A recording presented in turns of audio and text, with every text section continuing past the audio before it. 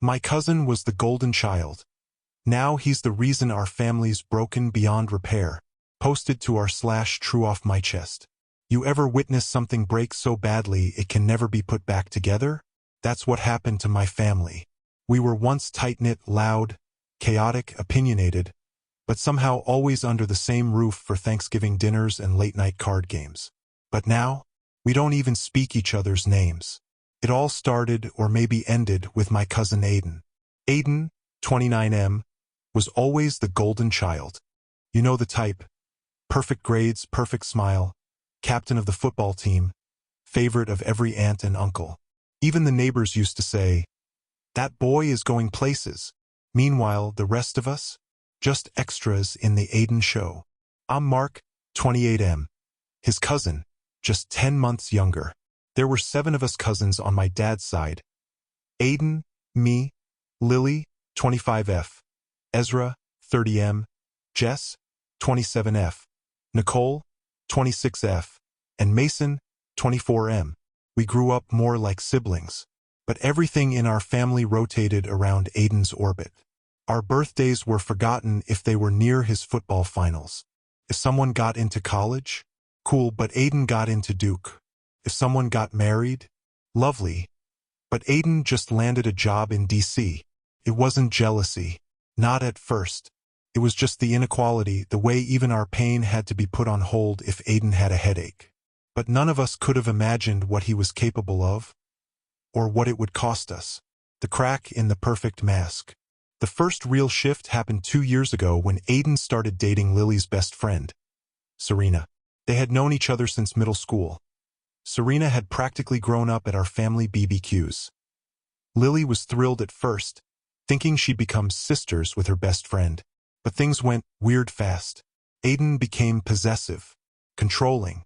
At first, subtle things, texting her constantly, questioning her when she didn't reply, isolating her from friends.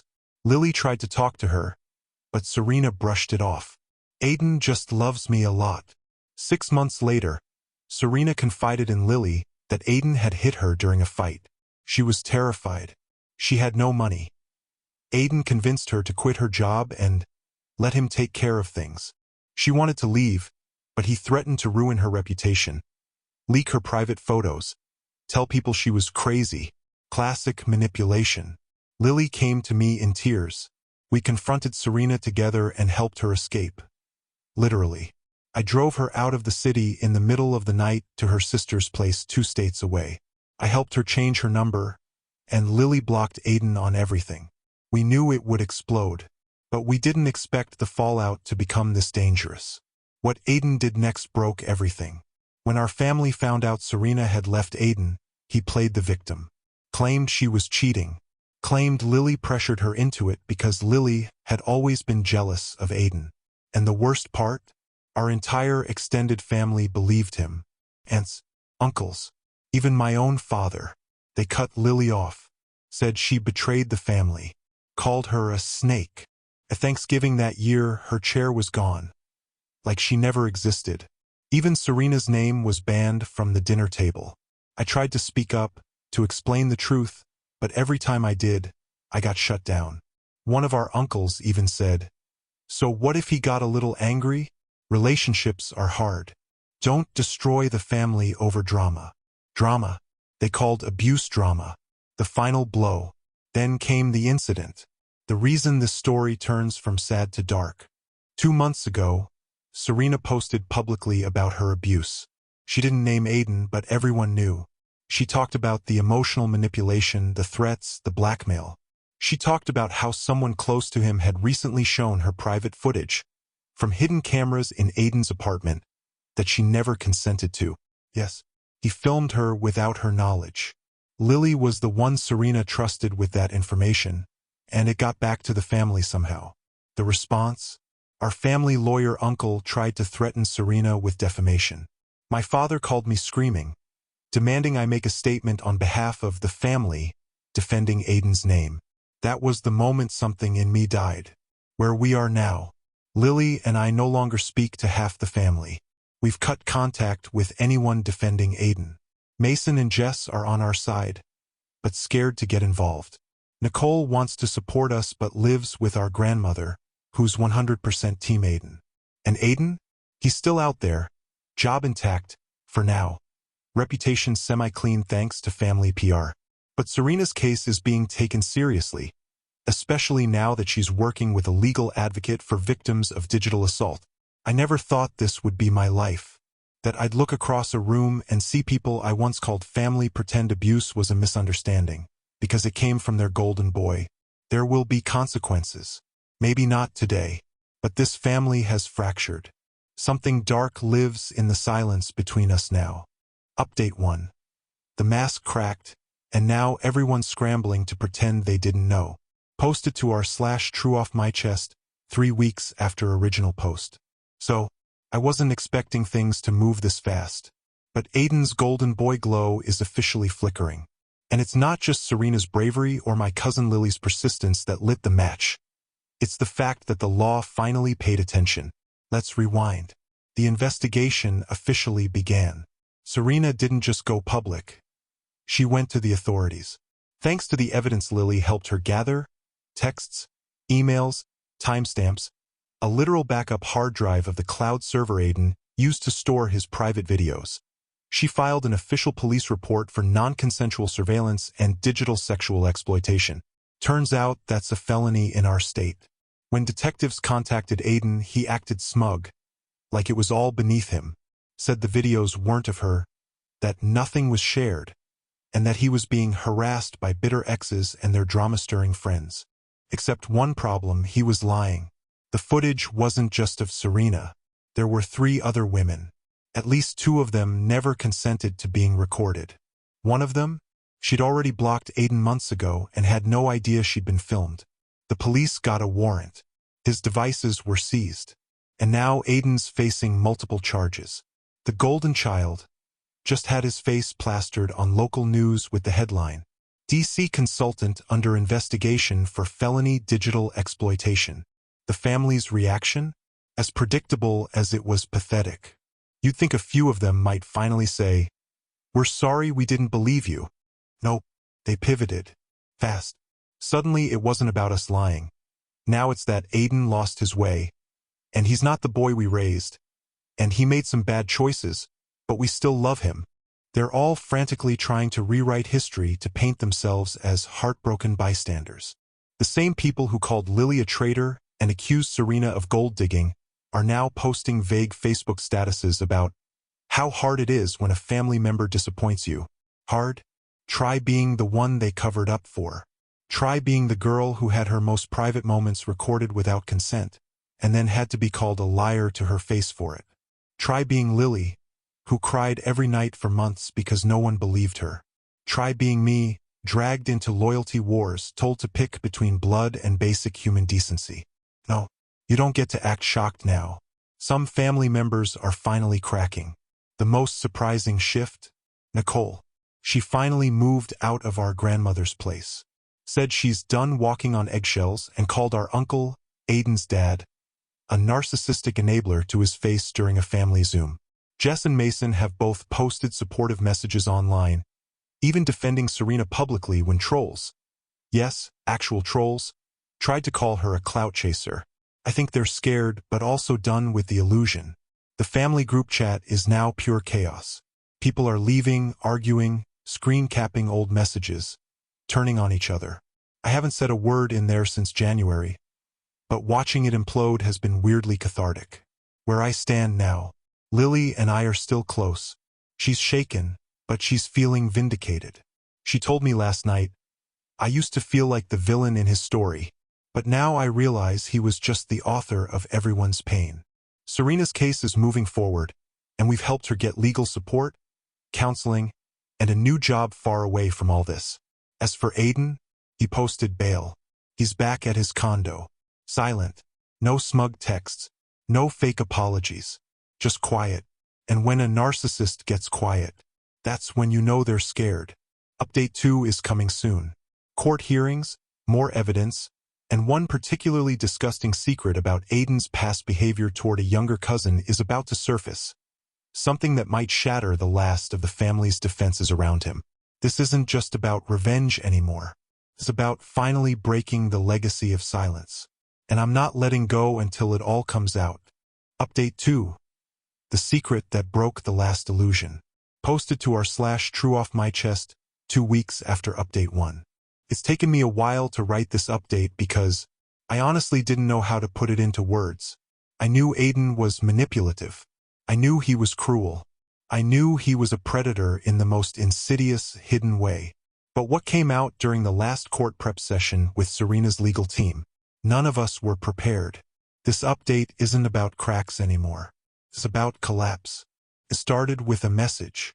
After the news about Aiden's arrest hit local channels and spread on social media, Serena received a private message from someone with just one sentence.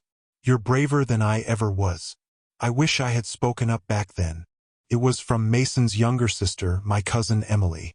Emily is 21 now, but she was always the quiet one. Shy, bookish. She practically disappeared in the background during family events, always stuck in the corner with headphones or helping clean up the dishes. I never thought anything of it. None of us did. But what she shared gutted us. The forgotten sleepovers. Back when Emily was 13, she used to be part of a family study night tradition. My aunt, her mom, would host a rotating Friday night dinner where all the cousins could come do homework, hang out, eat pizza. Aiden, who was in his early 20s by then, would stop by to help. He was in college. She was in middle school. Emily told Serena that during 2 of those nights, Aiden cornered her in the guest room and made her practice kissing, so she'd be ready for boys when she got older. She told him to stop. He told her she'd embarrass herself if she didn't learn. He touched her. She didn't tell anyone, not even Mason. She was terrified. She said Aiden told her, "No one would believe you. I'm Aiden. I'm perfect." She believed him. Until now. What happened when we found out? Emily told Mason, who lost his absolute mind. I've never heard him scream like that before. He punched a hole in the drywall. He called me, shaking, and said, "I'm going to and kill him. We talked him down, but barely. We brought the info to Serena's legal team immediately, who connected Emily with a trauma counselor and started preparing for a possible expansion of the case. Emily doesn't know if she wants to testify. We're not pushing her. Her courage just to say the words aloud was earth-shattering. But we knew we had to tell the family. The confrontation. We arranged a Zoom call, cousins only. No parents. No aunts. No grandparents. Just us. Emily told her story in a trembling voice, then turned off her camera and left. What followed was the most emotional hour I've ever experienced. Lily sobbed uncontrollably. Jess kept whispering, "Oh my God. Oh my God," over and over. Nicole finally admitted Aiden once commented on her body when she was 15, but she brushed it off at the time because he was family. Ezra, the oldest of us, started cursing, then just sat there silently with his head in his hands. And then Mason. He turned his camera on and said, "If any of you defend him now, I swear to God you're dead to me." No one did. The final fracture. We cut Aiden off completely, publicly. Each of us posted our own statements, echoing support for survivors, for Serena, for Emily, and denouncing Aiden by name. For the first time, the golden boy became toxic. His job placed him on indefinite leave. His lawyer tried to spin it as a family misunderstanding. But Serena's case is gaining media traction, especially now that we have multiple women corroborating disturbing patterns. And the rest of the family is chaos. Our grandmother called Lily and accused her of planting memories in Emily's mind. Aiden's father, our uncle, sent me a text that read, "You're tearing this family apart over rumors. Are you proud of yourself?" I didn't respond. What I wanted to say, Aiden tore this family apart years ago. We're just finally exposing the cracks. Where it's going. Emily is considering testifying, but even if she doesn't, the DA may pursue the surveillance and exploitation charges on Serena's behalf with the new pattern of behavior as contextual evidence. Update 3 will likely come after the first court date or if more victims come forward. And trust me, I have a feeling they will. Because predators like Aiden don't just hurt one person. They collect silence. But now, we're making noise. and Aiden has nowhere left to hide. Update 3. The trial begins and the truth burns the bloodline. Posted to r/trueoffmychest 4 weeks after Update 2. I never thought I'd see the day where Aiden, our family's golden prince, the walking embodiment of privilege and fake charm, would be forced to sit in front of a judge and answer for the damage he caused. But here we are. The trial has officially begun. And while the courtroom was filled with formalities and legalese, the most powerful moments came from truths that could no longer be buried. The courtroom was packed with tension and ghosts. The courthouse wasn't huge, but it felt like every chair in that room was weighed down by years of secrets. Lily, Mason, Jess, Nicole, and I were all there. Serena sat at the front, calm but visibly shaking. Emily didn't attend the first day, but her statement was prepared and on record. Aiden walked in like he was still untouchable. Crisp navy suit, slicked back hair, fake smirk tucked into the corners of his mouth. But the moment he made eye contact with us, he looked away. Quick, like the coward he's always been deep down. Serena's testimony changed everything. She was first. She testified about the cameras hidden in his apartment. The accidental nudes that weren't accidental. The sudden paranoia when she'd find her own voice memos deleted, or her photos duplicated in strange folders. The way he'd gaslight her when she asked questions. You're being paranoid. You must have misremembered. Then she pulled out the backup drive and played one of the videos. Just one. You could hear the oxygen get sucked out of the room. The judge ordered an immediate break. Aiden's lawyer tried to claim the video was edited, but the metadata didn't lie. His name was on the storage file, his voice in the background. Aiden stopped smirking after that. Emily's statement hit like a hammer. Though she didn't appear in person, her written testimony was read aloud by her lawyer, line by trembling line. It was short but devastating. She described the sleepovers, the practice he forced her into, the fear, the years of silence, the self-doubt, the shame. Aiden's attorney objected, saying it was irrelevant to the case at hand. But the judge allowed it as pattern behavior. Aiden's father, Uncle Mark, stood up and walked out of the courtroom during her statement. Couldn't bear to hear the golden boy stripped bare. We didn't stop him. Let him run from the truth like he always has. More voices, more rot. The ripple effect has begun. After Emily's statement became public record, 2 more women came forward anonymously. One dated Aiden in college, same pattern. The other was a co-worker at his consulting firm. Both described him as charming but calculated. One used the words, "He used affection like a weapon. If you tried to pull away, he'd make you feel insane." Each story added another weight to the scale. Another piece of the man behind the mask. The family is splintering beyond repair. Our grandmother has stopped speaking to Lily entirely. Uncle Mark tried to threaten Mason's job through a family friend in HR. He failed.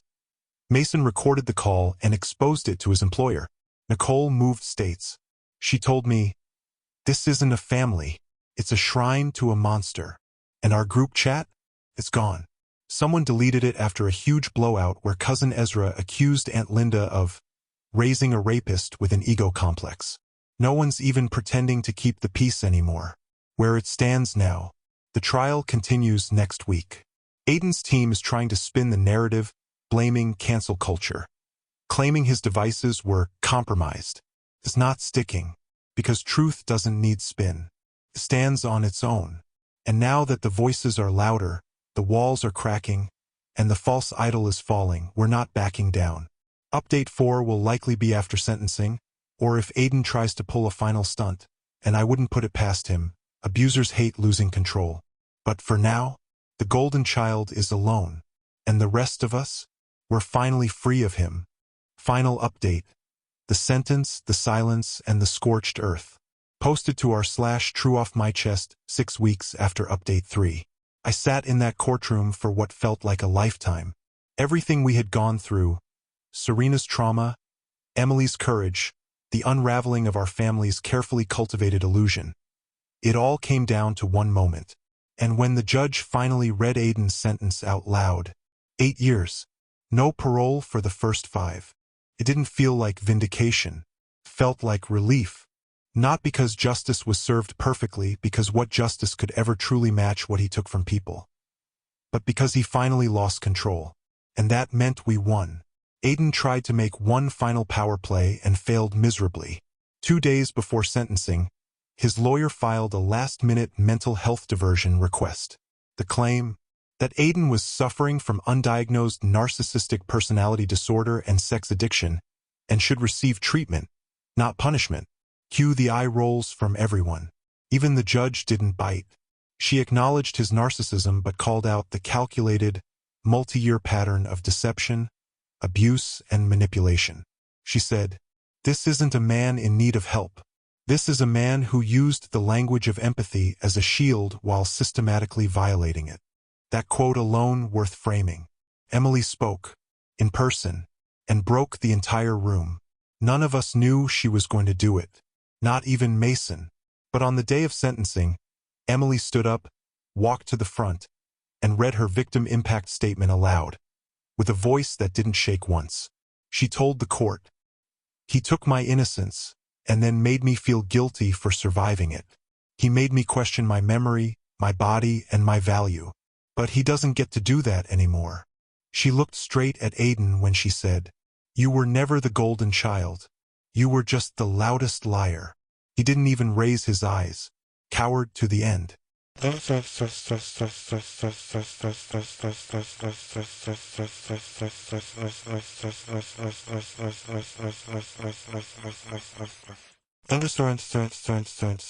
The aftermath. A family in ruins, but finally honest. So what now? Aiden is in prison. A minimum of 5 years behind bars. No cushy rehab. No suspended sentence. Serena is rebuilding. She moved to a different state. She's writing a memoir, and she's already signed with a small publisher. Emily is in therapy.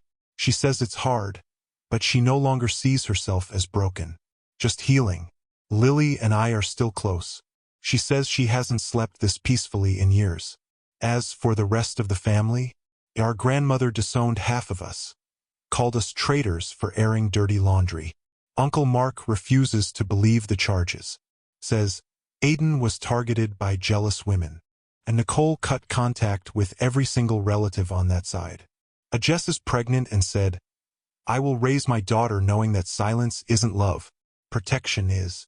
The group chat is gone. Holidays are awkward. Family events feel radioactive.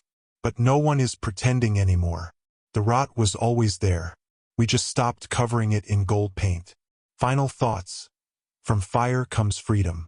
I don't believe in karma as some mystical force. I believe in accountability.